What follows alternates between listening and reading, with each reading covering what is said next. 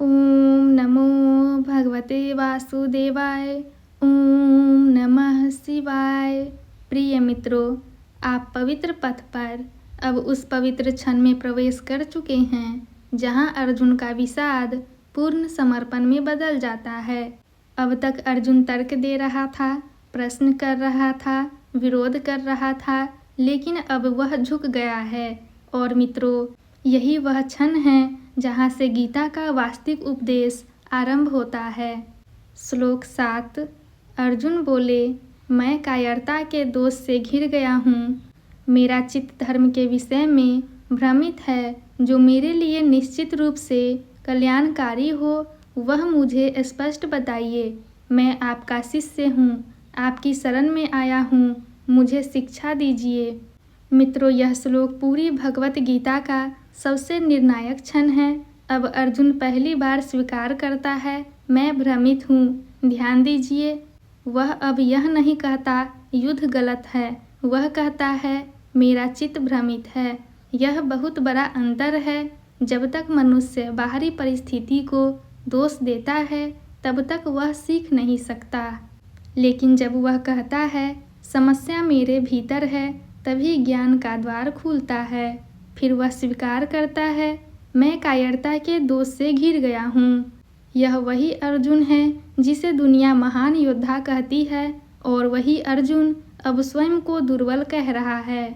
यह आत्मस्वीकार कमजोरी नहीं है, यह अहंकार का पूर्ण पतन है।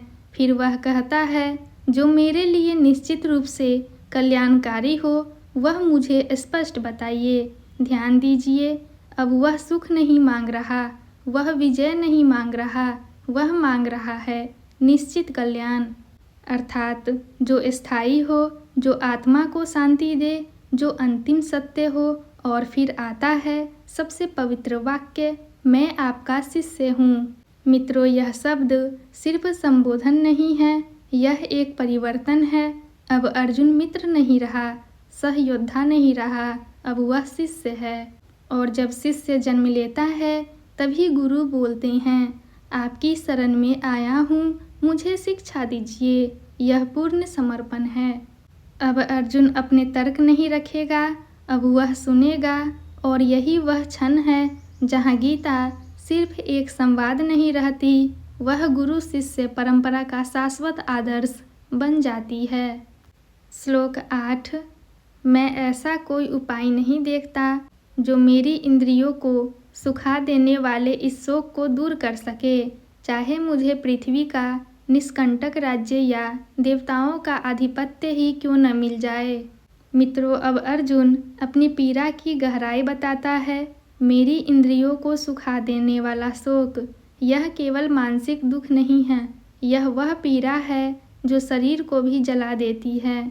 जब शोक इतना गहरा हो जाए कि आँखों की चमक चली जाए, हृदय भारी हो जाए और संसार फीका लगने लगे, वही अवस्था अर्जुन की है।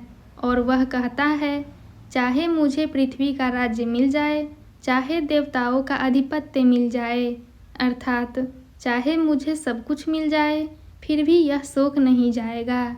मित्रों, यह बहुत गहरी बात है। संसार का सबसे बड़ा राज्य भी भीतर की पीड़ा को नहीं मिटा सकता। यश, सत्ता, धन, प्रतिष्ठा, इनमें से कोई भी आत्मा के शोक को नहीं भर सकता। और यही कारण है कि अर्जुन अब समझ चुका है, समस्या बाहरी नहीं है, समस्या भीतर है, और इसलिए उपाय भी भीतर से ही आएगा।